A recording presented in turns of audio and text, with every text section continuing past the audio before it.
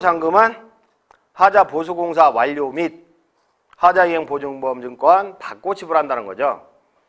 보통 공동주택 내 땅에 빌라를 한 동 지었다. 그러면 하자이행 보증금 대신에 하자이행 보증보험증권을 발급받아요.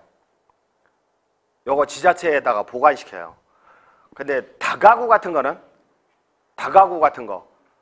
빌라는 분양할 거잖아요. 근데 다가구는 내가 소유하든지 매매하는 건데, 다가구 같은 거는 동네 업자다라고 할 때는 그 공종별로, 공사의 종류, 공종별로 하자이행 보증보험증권을 다 받아야 돼요. 받고 나서 잔금을 지불해야 된다. 그 다음에 추가공사금 때문에 다투는 경우가 굉장히 많습니다. 추가공사금.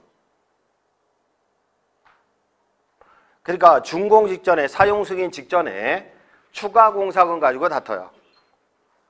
아니 빨리 준공을 내서 이사철에 맞추어서 세입자도 드려야 되는데 빌라라면 빨리 분양하고 해야 되는데 이게 추가공사금 때문에 준공 직전에 연장 놔버린다니까. 그럼 이거 어떻게 할 거냐? 결국은 추가공사금을 지불합니다. 빨리 준공 내서 세입자 드려야 되니까 준공이 늦어지면 그만큼 손해가 더 생긴다고 판단해서 추가공사금을 지불합니다, 보통. 근데 문제는 여력이 있으면 지불하겠는데 공사하다가 돈이 없는데 어떻게 지불하냐고, 이거를. 그래서 예방책은 도곡계약서에 일방적인 추가공사비 요구시, 그러니까 도곡계약서 수정을 할 때 추가공사는요 서면으로 인정한 거 이외에는 인정하면 안 돼. 서면으로 인정한 거 이외에는. 그래서 일방적인 추가공사비 요구시 요구하면서 보통 유치권 행사하고 그러죠. 그러면 공사대금 10% 감액한다. 그렇게 쓰는 게 좋고요. 그 다음에 공사도곡계약서 가지고 토지 가압류 들어오는 경우에는 여러분들은 가압류 가처분을 그렇게 일방적으로 할 수 있는 거야? 그렇게 또 생각하시죠? 가압류 가처분은요 느닷없이 들어오는 거야. 인감이 첨부된 계약서가 있잖아요. 인감도장. 판사가 그거 믿는 거죠. 그리고 요즘은 가압류 공탁금도 보증보험증권으로 대부분 대체하니까 일방적으로 가압류 들어오는데 정말 미친다니까요.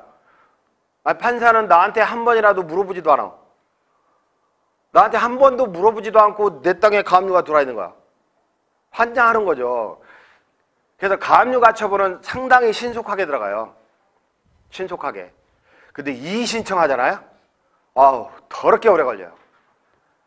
이거 망해. 현장 부도난 다음에 이의 신청 받아주는 거야. 공사도곡계약상의 공사대금 채권을 타인에게 양도하고 양수받은 세 사람이 가압류 들어왔어요. 그러니까 법원에서 한 번은 보정명령을 낸 거예요. 야, 금전 채권을 양도하면 채권 양도 사실을 채무자한테 보통 통지하지 않냐. 근데 너네들은 왜 채권 양도 사실을 통지도 안 했니? 그 이유를 대라 하고 보정명령이 떨어졌더라고. 나중에 서류를 열람복사 해보니까. 그러니까 이 인간들이 뭐야? 공사대금 채권 양도했음을 건축주한테 통지하면 건축주가 명의 바꿔가지고 재산을 회피할까봐 채권 양도 사실을 통지하지 않았습니다. 이렇게 답을 했더라고요. 그러니까 판사가 알았어 하고 바로 가압류.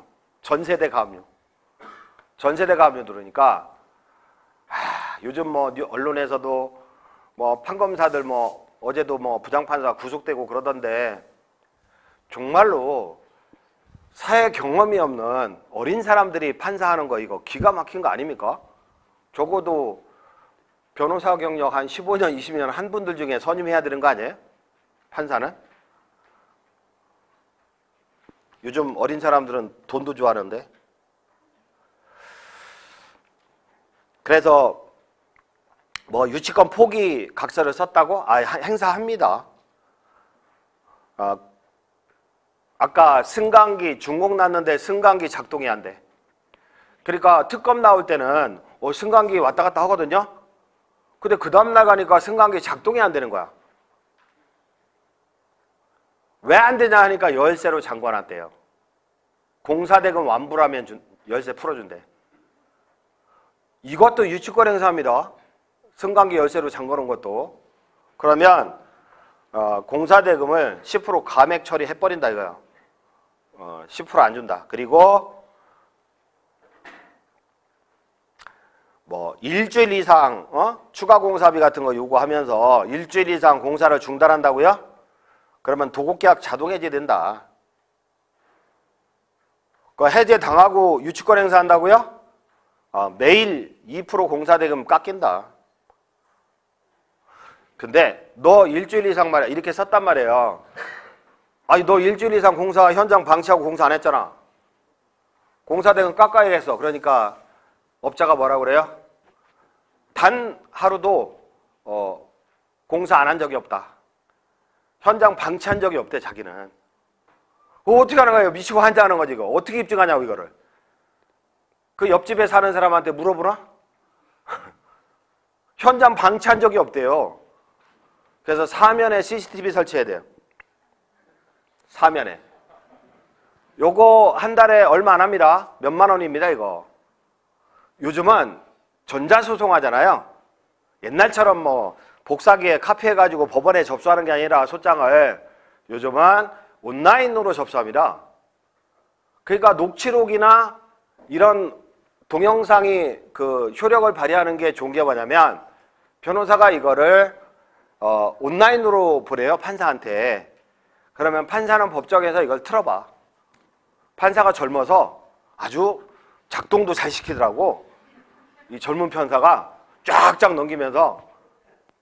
그리고 음성도 법정에서 들어봐요. 이렇게 좋은 시절이 됐기 때문에 녹취나 CCTV는 필수입니다.